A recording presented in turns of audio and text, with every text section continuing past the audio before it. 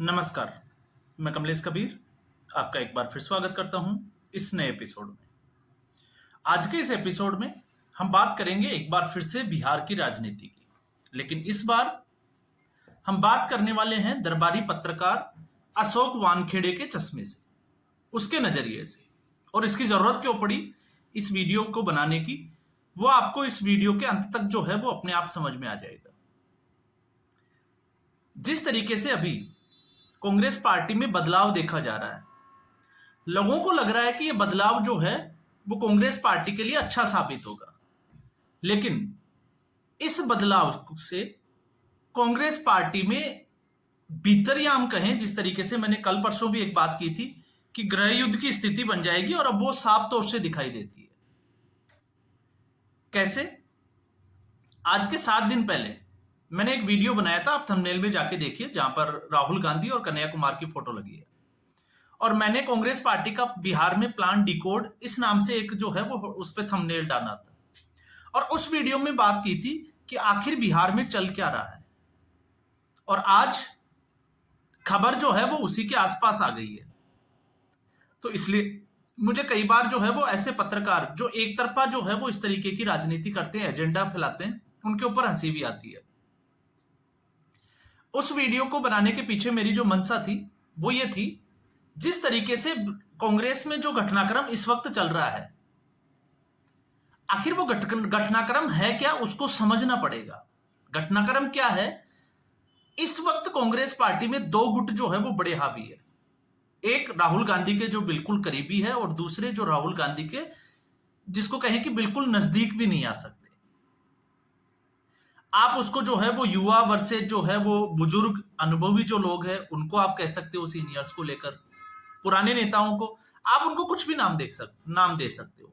अब बिहार की राजनीति में कैसे? बिहार की राजनीति में कृष्णा अल्लावरू, जिसको बिहार का प्रभारी बनाया गया, वो बिहार के दौरे पे था, और इस बिहार के दौरे को लेकर ही मैंने वीडियो बनाया था कि अब होगा क्या बिहार में। तो उसमें मैंने जो है वो एक मंशा जाहिर की थी कि कृष्णा अल्लावरू जो है वो बिहार जाएंगे, विजिट करेंगे, बात करेंगे, और दिल्ली में राहुल गांधी को आकर एक रिपोर्ट देंगे। और रिपोर्ट ये होगी कि अध्यक्ष को बदल देना चाहिए। और अब जो है बहुत नजदीक आ गए हैं इसके कि कांग्रेस पार्टी में आपको अध्यक्ष का बदलाव देखना पड़े, और अध्यक्ष है अखिलेश प्रसाद सिंह। अब इसकी जरूरत क्यों पड़ी, तो आपको समझना पड़ेगा। अखिलेश प्रसाद सिंह रिसोर्सफुल पर्सन है, मजबूत नेता है कांग्रेस पार्टी के, लेकिन केसी वेणुगोपाल के बिल्कुल करीबी माने जाते हैं। अब ऐसी स्थिति में कृष्णा अल्लावरू जो है वो राहुल गांधी के बिल्कुल करीबी है, और केसी वेणुगोपाल कतई नहीं चाहते कि कोई भी नेता जो है वो राहुल गांधी से सीधे सीधे मुलाकात करे। इसलिए आपने देखा होगा, जब से केसी वेणुगोपाल संगठन महासचिव बने हैं, उसके बाद से कांग्रेस पार्टी के बड़े नेता ये आरोप लगाते हुए कांग्रेस पार्टी छोड़ के चले गए कि राहुल गांधी से उनको मिलने का समय ही नहीं मिलता। और केसी वेणुगोपाल जिस तरीके से इस वक्त राजनीतिक खेल खेल रहे हैं कांग्रेस पार्टी के साथ, अब वो राहुल गांधी या कांग्रेस पार्टी को समझ में आ रहा है या नहीं आ रहा, वो जो है वो हमारा मुद्दा नहीं है। लेकिन जो आप देखोगे पूरी राजनीतिक तौर पे कांग्रेस पार्टी की इस वक्त की स्टडी करोगे, तो आप इसके आसपास ही घूमते हुए नजर आओगे। अब अखिलेश प्रसाद सिंह, इससे थोड़ा सा हम आगे बढ़ते हैं। अखिलेश प्रसाद सिंह जो केसी वेणुगोपाल के करीबी है, और कृष्णा अल्लावरू जो राहुल गांधी की।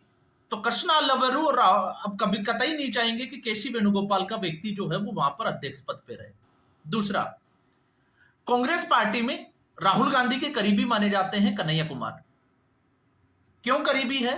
क्योंकि जयराम रमेश, कन्हैया कुमार पहले लेफ्ट पार्टी में थे, जेएनयू से निकले हुए हैं, वामपंथी विचारधारा हमेशा उनके ऊपर हावी रहती है।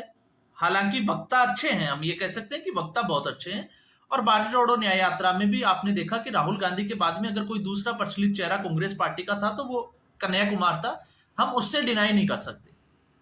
ऐसी स्थिति में कन्हैया कुमार को बिहार भेज दिया गया, तो सबको लगा कि कांग्रेस पार्टी जो है वो गठबंधन तोड़ देगी, और महागठबंधन से बाहर निकलकर कांग्रेस पार्टी अकेले चुनाव लड़ेगी। तब हमने उस वीडियो में ये बात की थी कि नहीं, कांग्रेस पार्टी जो है वो 70 सीटें ही मांगेगी, और वो गठबंधन कभी तोड़ नहीं सकती, क्योंकि कांग्रेस पार्टी उस स्थिति में अभी है नहीं, और ना आरजेडी जो है वो गठबंधन तोड़ेगी।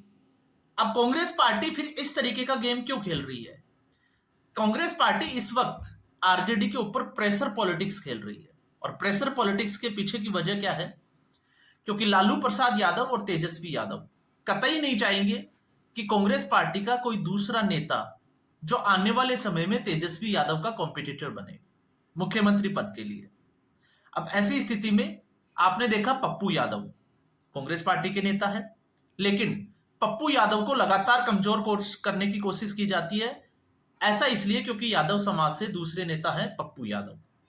तो एक लालू प्रसाद यादव खुद जो है वो यादव समुदाय से आते हैं, समाज से आते हैं। कन्हैया कुमार, क्योंकि आने वाले समय में, हालांकि कन्हैया कुमार बोलते अच्छा है, लेकिन हमें यह नहीं भूलना चाहिए कि बिहार में जो राजनीति है वो जातिगत आधारित है। इससे पहले कन्हैया कुमार चुनाव लड़कर देख चुके हैं, दिल्ली में भी और बिहार के बेगूसराय में भी। दोनों जगह कन्हैया कुमार को बुरी तरह से हार का सामना देखना पड़ा है। तो ऐसी स्थिति में कन्हैया कुमार का वहां जाना, और अब जब कन्हैया कुमार ये कह रहे हैं कि जिस तरीके से तेजस्वी यादव जिस राह पर थे, प्लान रोकने का, रोजगार के मुद्दे पे, नौकरी के मुद्दे पे, उसी के ऊपर जो है वो अब कांग्रेस पार्टी भी यात्रा करने की। तो आप सिमिलरिटीज को अगर आप देखोगे तो आपको अंदाजा हो जाएगा कि दोनों पार्टियां जो है वो एक साथ, लेकिन प्रेशर पॉलिटिक्स में अगर आप समझोगे तो प्रेशर पॉलिटिक्स में सिर्फ और सिर्फ आपको इतना ही समझना है कि जो 70 सीटें कांग्रेस पार्टी को चाहिए, क्योंकि आरजेडी हमेशा ये बोलती है कि कांग्रेस पार्टी को जो 70 सीटें दी थी वहां पर कांग्रेस पार्टी की स्ट्राइक रेट थी वो कम थी, 19 सीटों पर ही जीत पाई।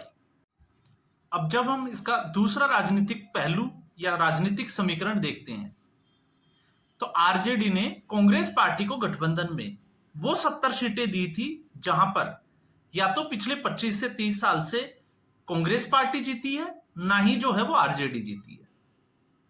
तो ऐसे में, और कांग्रेस पार्टी के कुछ बड़े नेता वो ऑलरेडी इस बात को जो है वो उठा भी चुके हैं कि कांग्रेस पार्टी को सिर्फ 25 सीटें ऐसी दी थी जहां पर कांग्रेस पार्टी की जीतने की संभावना ही थी, बाकी सीटों पर कहीं भी गठबंधन का वर्चस्व ही नहीं था। अब ऐसी सूरत में कांग्रेस पार्टी दबाव बना रही है कि हमें 70 सीटें तो मिले, लेकिन हमें 70 सीटें वो मिले जो हमारी इच्छा से हो, या हम कहें कि जहां पर कांग्रेस पार्टी को लगे कि हम यहां पर फाइट कर सकते हैं। तो ये सिर्फ जो लड़ाई का जो दौर चल रहा है वो इतना ही चल रहा है। इससे ज्यादा अगर हम देखते हैं तो और कुछ जो है वो ज्यादा नजर नहीं आता है। तो कन्हैया कुमार के वहां जाने से कुछ चीजें बदल जाएगी, कार्यकर्ताओं में जोश जो है वो आ सकता है, लेकिन महागठबंधन से बाहर निकलकर कांग्रेस पार्टी चुनाव लड़ने का सोचे, ऐसा तो बिल्कुल भी नजर नहीं आ रहा है। दूसरा, पूरी संभावना है क्योंकि इस बार चुनाव में हिंदू पोलराइजेशन होगा ही होगा, और अगर हिंदू पोलराइजेशन इस चुनाव में होता है तो फिर उसका फायदा ना आरजेडी को होगा, ना कांग्रेस पार्टी को होगा, और ना नीतीश कुमार की जेडीयू को होगा। उसका फायदा जो है वो साफ तौर से दिखाई देगा भारतीय जनता पार्टी को होता हुआ। और खबरें आपको पता ही लग गई होगी, जिस तरीके से प्रशांत किशोर अपनी राजनीति कर रहे हैं, तो राजनीतिक गलियारों में अब ये सवाल भी उठना शुरू हो गए कि कहीं प्रशांत किशोर भारतीय जनता पार्टी के प्लांट किए हुए नेता तो बिहार में नहीं है। तो ऐसी स्थिति में अब इन पत्रकारों को यह लगता है कि नहीं, जो कुछ होने वाला है अब बिहार में होने वाला है, तो बिहार में इससे ज्यादा कुछ होने वाला नहीं है। अब हम आते हैं वापस से केसी वेणुगोपाल की।